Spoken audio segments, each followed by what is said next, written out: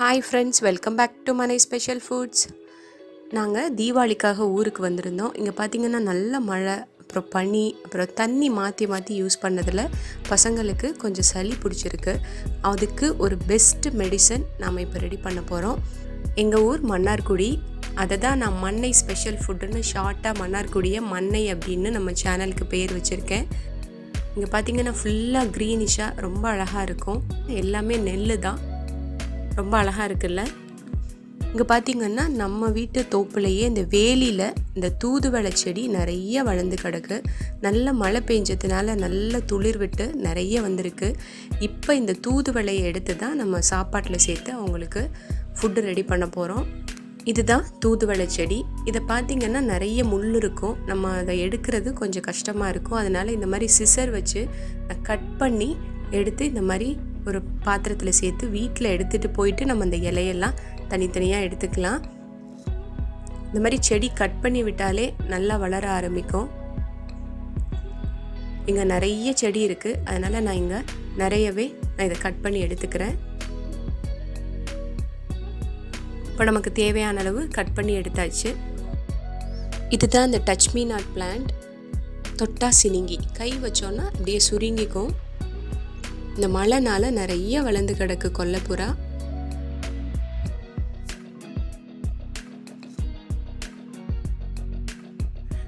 இப்போ இதை நான் வீட்டுக்கு எடுத்துகிட்டு வந்துட்டு இதில் இருக்கிற இலையெல்லாம் இந்த மாதிரி கட் பண்ணி ஒரு பாத்திரத்தில் சேர்த்துக்கிறேன். இதில் இருக்க முள் பார்த்திங்கன்னா அப்படியே கையில் கோத்து இப்படி பிடிச்சிக்கும். அதனால் நீங்கள் அந்த பார்த்து இந்த மாதிரி சிசர் வச்சு வெறும் அந்த இலையை மட்டும் கட் பண்ணிக்கோங்க. இலையிலையுமே முள் இருக்கும். இப்போ நம்ம எல்லா இலையுமே கட் பண்ணி எடுத்தாச்சு. இதை நம்ம நல்லா தண்ணி சேர்த்து கழுவி எடுத்துக்கலாம்.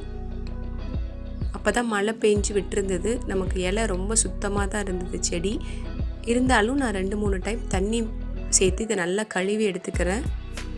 கழுவும் போதும் இந்த மாதிரி கரண்டி யூஸ் பண்ணிக்கோங்க, கையில் முள் குத்திடும்.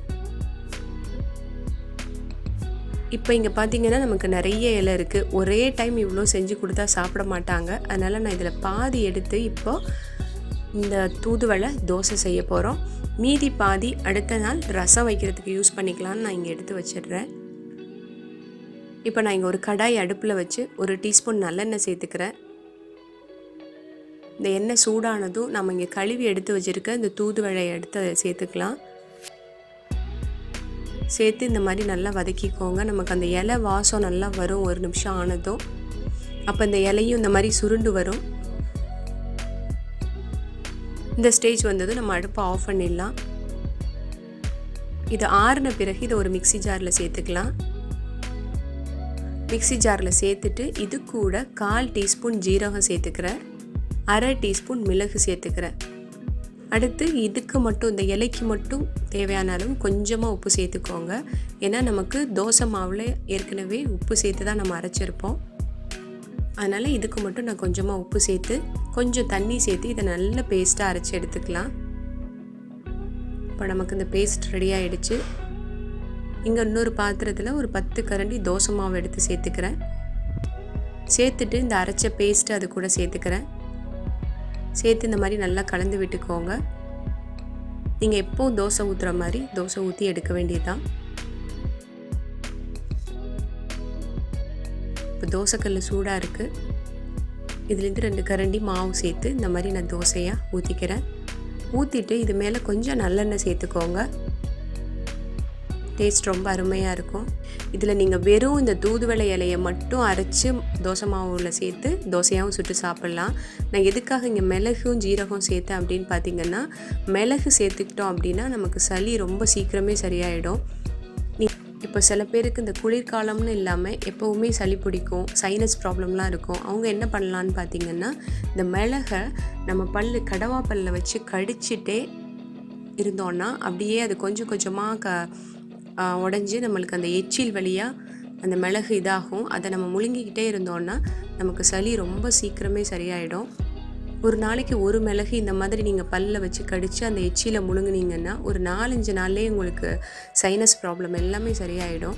அதனால தான் நான் இது கூட இங்கே மிளகு சேர்த்துருக்கேன். மிளகு சேர்த்துக்கிட்டோம்னா ரொம்ப நல்லது சளிக்கு. அப்புறம் இந்த ஜீரகம் எதுக்காக இங்கே சேர்த்தேன்னு பார்த்தீங்கன்னா கொஞ்சம் அது டேஸ்ட்டு கொடுக்கும், நல்லா கொஞ்சம் வாசமாக டேஸ்ட்டு நல்லாயிருக்கும் இந்த தோசை. அதனால் கொஞ்சமாக ஜீரகம் சேர்த்துருக்கேன். நான் இது குழந்தைங்களுக்கு கொடுக்குறதுனால நான் கொஞ்சம் கொஞ்சம் சேர்த்துருக்கேன். நீங்கள் பெரியவங்க மட்டும் சாப்பிட்றதுன்னா 1 டீஸ்பூன் ஜீரகம் 1 டீஸ்பூன் மிளகு அந்த மாதிரி சேர்த்துக்கலாம். நல்லெண்ணெய் சேர்த்துட்டு ஒரு பக்கம் வெந்ததும் திருப்பி போட்டு இந்த மாதிரி மடித்து தோசை எடுத்துட வேண்டியதுதான். அவ்வளோதான், நமக்கு ரொம்ப சூப்பராக இப்போ இந்த தோசை ரெடி ஆகிடுச்சு. இது கூட தேங்காய் சட்னி தொட்டு சாப்பிட்டிங்கன்னா அருமையாக இருக்கும். இப்போ இன்றைக்கி தூதுவளை தோசை ரெடி பண்ணி கொடுத்தாச்சு. இதில் 2 தோசை சாப்பிட்டாலே ஓரளவுக்கு சளிக்கு நல்ல ஒரு மருந்தாக இருக்கும். நாளைக்கு இந்த மீதமுள்ள தூதுவளையை வச்சு தூதுவளை ரசம் செஞ்சு கொடுக்கலாம் அப்படின்ட்டு இருக்கேன். அதை நம்ம அடுத்த வீடியோவில் பார்க்கலாம். இந்த மாதிரி சளி இருமலுக்கெல்லாம் நம்ம மெடிசன் எடுத்துக்காமல் குழந்தைங்களுக்கு கொடுக்காம இந்த மாதிரி தூதுவளையில் ஏதாவது ரெசிபி செஞ்சு கொடுத்தோன்னாலே சரியாயிடும். நீங்களும் ட்ரை பண்ணி பாருங்கள். பிடிச்சிருந்ததுன்னா மறக்காமல் மனை ஸ்பெஷல் ஃபுட்டுக்கு லைக் பண்ணுங்கள். இன்னும் சப்ஸ்கிரைப் பண்ணலன்னா சப்ஸ்கிரைப் பண்ணுங்கள். இதே மாதிரி வேறு ஒரு நல்ல ரெசிபியோட நம்ம அடுத்த வீடியோவில் பார்க்கலாம்.